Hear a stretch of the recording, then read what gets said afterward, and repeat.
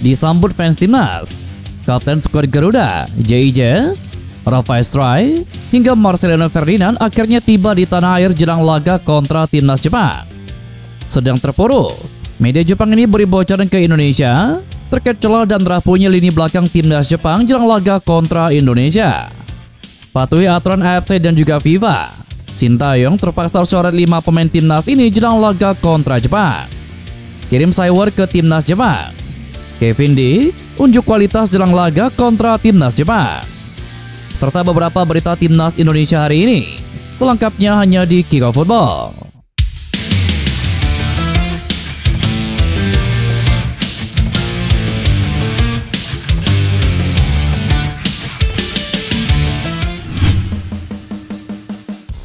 Menjelang laga kualifikasi Piala Dunia 2026 melawan timnas Indonesia, Jepang nampaknya sedang menghadapi situasi sulit di sektor bek tengah. Media Jepang, Sponichi, mengungkapkan bahwa tim Samurai Biru mengalami krisis cedera di lini belakang, khususnya di posisi bek tengah yang bisa mempengaruhi kekuatan pertahanan mereka. Krisis ini diawali oleh cedera tendon Achilles yang dialami bek tengah andalan Jepang, yakni Shogo Taniguchi. Taniguchi yang merupakan pemain inti Jepang dan selalu tampil penuh dalam 4 laga putaran ketiga kualifikasi Piala Dunia, kini terpaksa keluar dari skuad. Pelatih timnas Jepang Hajime Moriyasu telah memanggil Hiroki Sekine dari Kawasaki Reysol sebagai penggantinya. Selain Taniguchi, 2 bek utama lainnya, yakni Takehiro Tomiyasu dari Arsenal dan Hiroki Ito dari Bayern Munich, juga absen karena cedera. Media Jepang tersebut menyoroti bahwa krisis ini memaksa Jepang mencari solusi di lini pertahanan. Meski Shogo Taniguchi adalah sosok kunci yang membantu pertahanan Jepang tampil solid, absennya beberapa pilar utama membuat pertahanan Jepang kehilangan keseimbangan.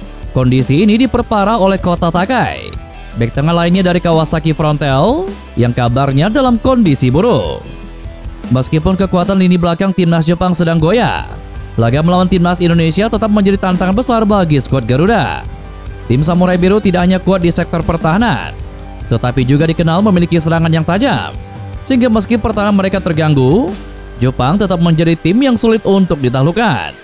Duel di Stadion Utama Gelora Bung Karno ini akan menjadi ajang bagi timnas Indonesia untuk membuktikan kemampuan mereka, meski harus menghadapi tim dengan pengalaman tinggi dan juga kualitas bintang-bintang yang berlaga di klub-klub besar Eropa. Patuhi aturan AFC dan juga FIFA, Sintayong mencoret 5 pemain timnas ini jelang laga melawan Jepang di matchday kelima grup C kualifikasi Piala Dunia. Untuk menghadapi 2 laga besar tersebut, Sintayong memanggil 28 nama termasuk pemain anyar Kevin Dix. Namun ketika memasuki pertandingan, Sintayong hanya boleh mendaftarkan 23 nama untuk dimasukkan ke dalam daftar susunan pemain. Alhasil pelatih 54 tahun itu harus mencoret 5 nama yang ada di skuad timnas Indonesia saat ini.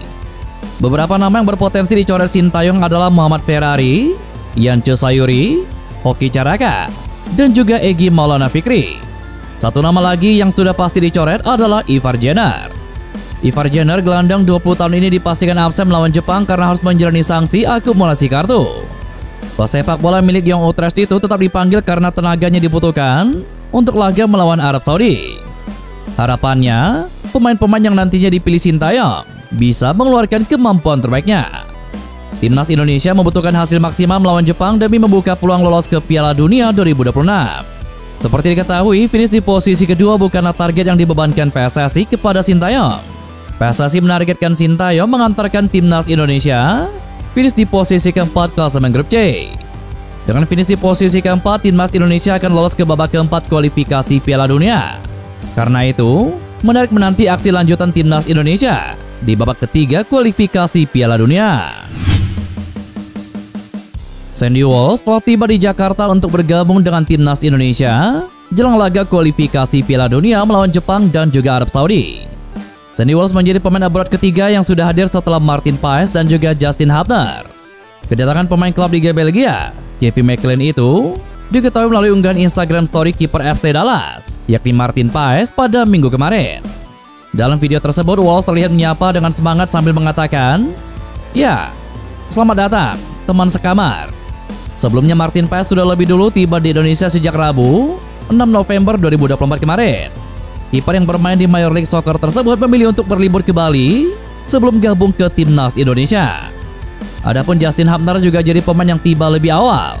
Hapner dan Paes bahkan sempat bertukar jersey klub masing-masing, dengan Paes memberikan jersey Dallas nomor 30 dan Hapner menyerahkan jersey Wolves bernomor 67.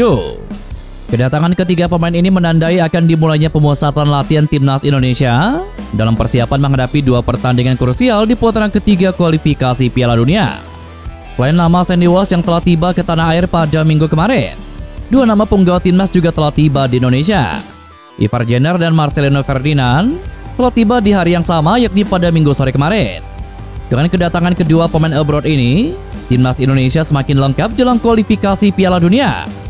Namun timnas Indonesia tidak bisa berkumpul tepat waktu karena banyaknya pemain abroad yang masih harus membela klub masing-masing. Keduanya satu pesawat dalam perjalanan Dubai-Jakarta sehingga tiba di Bandara Soekarno-Hatta pada waktu yang bersamaan. Dengan kehadiran Ivar Jenner dan Marcelino Ferdinand, kini sudah ada 5 pemain abroad yang bergabung dengan timnas Indonesia.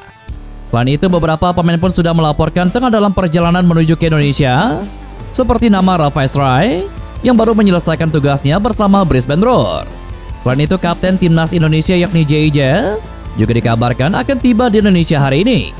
Tentu kedatangan para bintang skuad Garuda ini telah dinanti oleh banyak fans timnas yang tidak sabar untuk melihat aksi Panji Garuda menghadapi King Asia, yakni timnas Jepang. Para pemain ini akan bergabung dengan pemain Liga 1 yang sudah berkumpul seperti Rizky Ridho yang sudah bergabung dengan Martin Paes. Dalam laga sengit di Liga Denmark, bek naturalisasi timnas Indonesia Kevin Dix berhasil mencatatkan penampilan penuh saat Copenhagen bertandang ke markas AGF Aarhus. Duel dua tim papan atas ini berakhir dengan skor imbang 1-1 pada Senin dini hari tadi. Bermain sejak menit awal sebagai bek kiri, Kevin Dix menunjukkan performa solid sepanjang pertandingan. Kehadirannya di lini belakang Copenhagen semakin kokoh, terutama setelah resmi menjadi warga negara Indonesia pada Jumat lalu. Dengan pengalaman bermain di level tertinggi Eropa, Kevin Dix diharapkan dapat menjadi tambahan kekuatan yang signifikan bagi timnas Indonesia. Pasalnya, ia akan segera bergabung dengan skuad Garuda untuk menghadapi laga-laga krusial di babak kualifikasi Piala Dunia. Persaingan memperebutkan posisi di lini belakang timnas Indonesia dipastikan semakin sengit dengan kehadiran Kevin Dix. Pemain yang biasa beroperasi sebagai bek tengah ini akan bersaing dengan sejumlah nama seperti J.I. Jazz, Marcel Gers, Jordi Amat, Rizky Ridho, Muhammad Ferrari, dan juga Justin Hapner.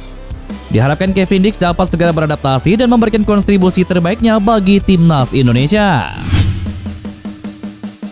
Timnas Futsal Indonesia keluar menjadi juara Piala AFF Futsal 2024. Ini kata pelatih Hector Souto usai memberikan gelar.